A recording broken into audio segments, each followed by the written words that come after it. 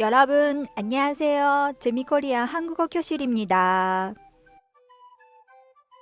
今回は漢字で学ぶ韓国語をご紹介いたします。突然ですが皆さん、韓国も昔漢字が使われてたって知ってましたか？その昔、日本と同様中国から漢字が伝わり、日本よりもはるか昔、紀元前2世紀頃から朝鮮半島では漢字が使われていたそうです。一方日本は5、6世紀、古墳時代から漢字が使われ始めたそうです。今回ご紹介する漢字は、ないです。日本特有の読み方、訓読みは、うちというのに対し、朝鮮固有の単語、固有語は、あんと言います。一方、中国の漢字に基づく日本語の音読みは、ないに対し、韓国語の漢字語は、ねえと言います。ない、ねえで学習していきましょ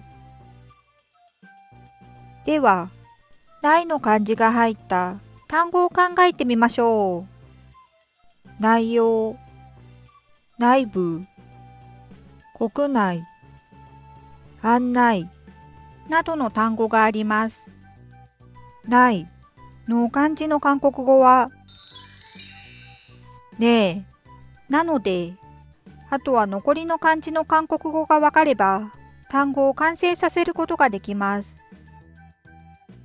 内容のようの漢字は、4なので、内容は、04となります。では皆さん、3回続けて言ってみましょう。04、04、04。そして、内部の部の漢字は、部なので、内部は、ねぶとなります。では皆さん、3回続けて言ってみましょう。ねぶ、ねぶ、ねぶ。そして、国内の国の漢字は、ぐなので、国内は、軍ねとなります。では皆さん、3回続けて言ってみましょう。軍ね、軍ね、軍ね。そして、案内の案の漢字は、案なので、案内は、案内となります。では皆さん、3回続けて言ってみましょう。案内、案内、案内。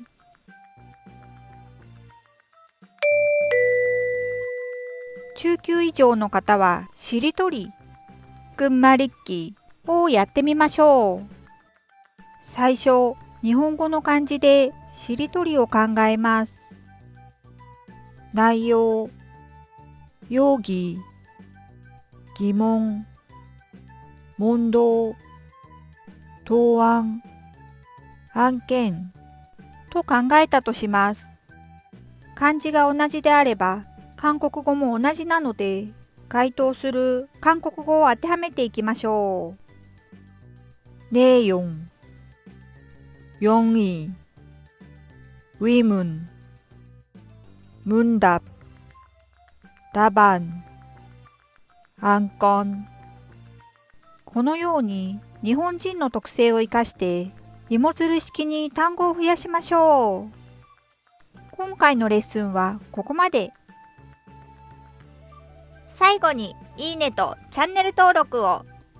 잘 부탁드립니다。